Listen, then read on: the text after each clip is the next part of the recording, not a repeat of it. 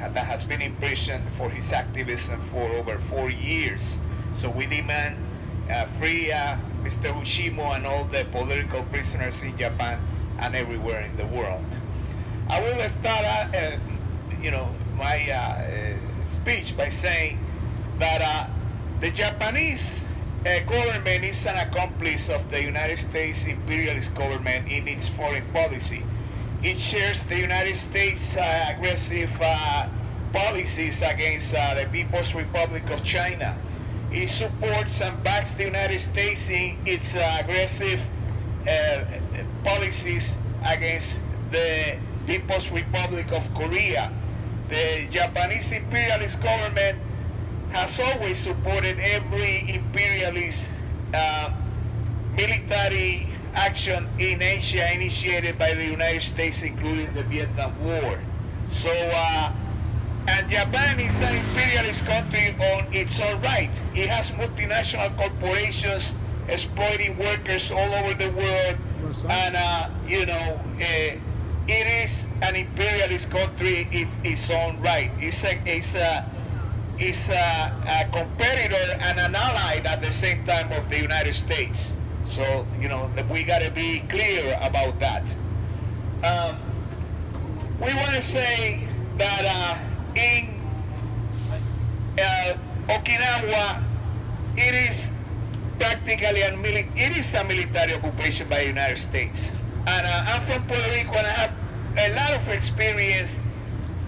We were fighting for 60 years to get the United States Navy out of the island of Vieques, where they had a bombing range that, and its whole naval establishment in Puerto Rico amounted to be the largest naval presence, the largest U.S. naval presence in the Atlantic.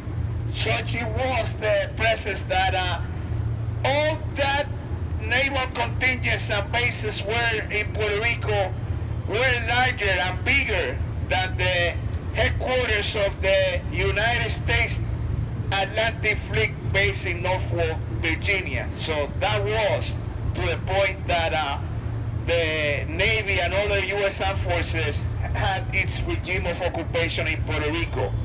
But there are things that could happen and do happen everywhere in the world every day. There is activism, and through activism, through workers' mobilizations and people's mobilizations, we were able to kick the Navy out of Vieques. So we wish that the people of Okinawa could kick the U.S. imperialist bases in Okinawa once and forever.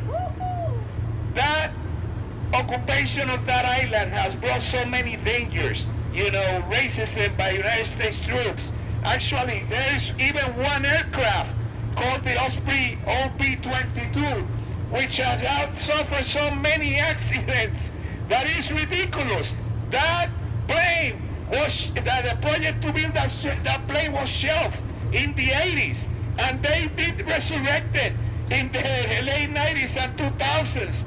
And look what has happened. Not only is a danger to the people in Okinawa, it is also dangerous for the American GIs that have been flown on it. So that's the insanity of the whole occupation.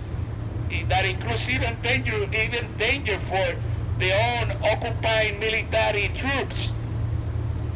We want, and I can tell about, occupation and actions by military personnel. One previous speaker spoke about the immunity of American troops in foreign countries. Fine, but I can tell you one thing: when the bombing of Vieques that killed David Sanes in 1997, no American airman was prosecuted for that. And actually never, ever, any military personnel did get prosecuted for any criminal action in Puerto Rico against the people. Actually, the judgment came from us. We judged them, and we mobilized, and they were gone, because the imperialist armed forces will never, ever, and they don't, allow other foreign governments to touch their troops. They try at best to shield them from prosecution because it's an embarrassment to them. We have to rely on the power of the people. And that I said, I have seen it personally because I was an American soldier. I spent 4 years in the military. I was actually my military occupational specialty was in the Signal Corps. And I was at one point assigned to a Lance Missile Battalion in Germany. So I seen these things. I seen how the U.S. Army, backed by the German police, they repressed German citizens protesting against the military bases over there in Germany, in an European country. So the U.S. is a criminal power, and the Japanese are their accomplices, and they themselves are, I'm talking about the Japanese government, of course, not the people. The Japanese government is an imperialist government itself. So the only way we can get rid of the dangers to the environment and the global warming that these insane capitalist politicians deny. This country is being run right now by an insane and deranged billionaire that denies that global warming is a reality. The only way we can change things around is through the construction of a workers' party. We need a socialist revolution of in this country and in Japan and everywhere in the world. It is that, or these capitalists will destroy us. So in order to survive, we gotta get rid of them. So free Mr. Hoshino, U.S. out of Okinawa, and don't leave the people and the working class of Japan and everywhere in the world. Thank you. Multiple events in both cities, and I before a huge audience, I gave a speech where I did something which no U.S. president has been willing to do, which is to apologize for the United States bombing of Hiroshima and the U.S. bombing of Nagasaki. And the concerns of the Japanese people are of course that atomic weapons, nuclear weapons, be abolished, that Hiroshima shall never happen again, that Nagasaki shall never happen again, and so this is something that resonates throughout Japan, regardless of where people stand on other issues. And next is, of course, the Fukushima. And Fukushima, of course, as a nuclear power is not exactly the same as nuclear weapons, but nevertheless it represents a very, very severe risk to human life whenever there's some kind of an accident or a failure, as we saw in Fukushima. And so the Japanese people have, the majority have responded by saying that they do not want the reopening of the nuclear power plants, most of which were shut down as a preventive measure after Fukushima, and people are demanding that those nuclear power plants not be reactivated. And the shortfall in power, in a way, has been good for Japan, because Japan has been forced to make its energy systems much more efficient as a result of the shutdown of nuclear power. And so Japan today is its energy efficiency has been greatly boosted by this, and people stand behind the shutdown of those nuclear power plants. They do not want them to be reopened. The third thing is that the United States presence in Asia, and particularly as a result of tensions on the Korean Peninsula, represent a risk of war. And so the Japanese people, particularly the working people in Japan, have taken a stand that they do not want to see any more militarism. They do not want to see a rise of U.S. saber rattling in the Korean Peninsula and elsewhere in East Asia. And one of the flashpoints, of course, is Okinawa, because the United States has 54,000 troops based in Japan right at this moment. Of those, half of them, namely 27,000, are in Okinawa alone, which is a tiny island.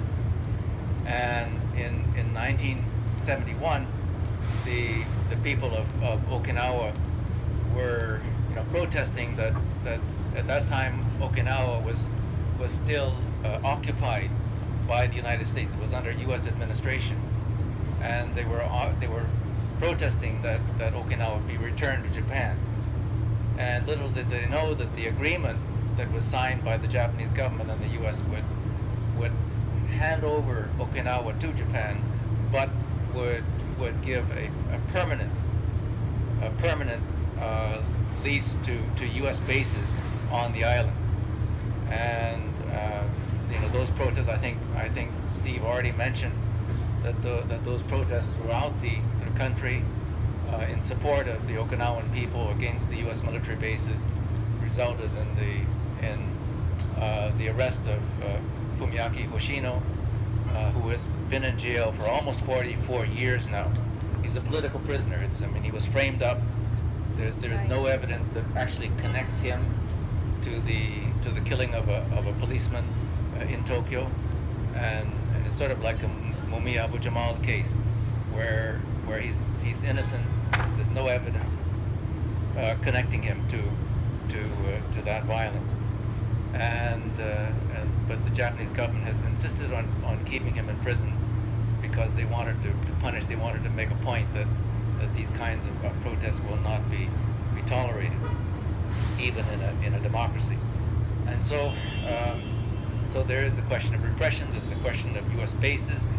And I remind you that what the United States does when it establishes a base in a foreign country is it extracts an agreement from that country, in this case Japan, that U.S. troops at that military base shall be exempt. I repeat, exempt from Japanese law. So that means if they commit a rape, if they commit murder, the Japanese courts have no authority to prosecute the U.S. troops. And this has really inflamed Japanese people, because it's just another insult to injury that U.S. troops shall be above Japanese law when they're in Japan. The next thing I want to mention that the people whom I met in Hiroshima and Nagasaki were concerned about is the rights of workers. And this is what's so unique about a lot of the peace movement in Japan, is that it has a very, very strong working class support. So there are a lot of workers, there are trade unions, the national railway workers who are behind this, who are opposed to nuclear weapons, opposed to the risk of war, and they stand and have spoken with one voice that they want to see an end to U.S. militarism in East Asia. And lastly, there is a move by the Abe government and previous governments to amend the Japanese Constitution, and that is Article 9. Article 9 is the article in the Japanese Constitution that commits Japan to be a nation of peace, that it will not engage in offensive actions. It will not acquire an offensive military capability. And so their move is to, under U.S. pressure, is to amend Article 9 so that to remove that clause, to enable Japan to remilitarize, and who knows, in the future maybe even acquire nuclear weapons. And so these people, the workers of Japan, have stood up and said, we don't want the Article 9 to be amended. We want Article 9 to be retained, that Japan should retain its commitment forever to be a country of peace. And so this is what I came home from Hiroshima and Nagasaki. Thank you.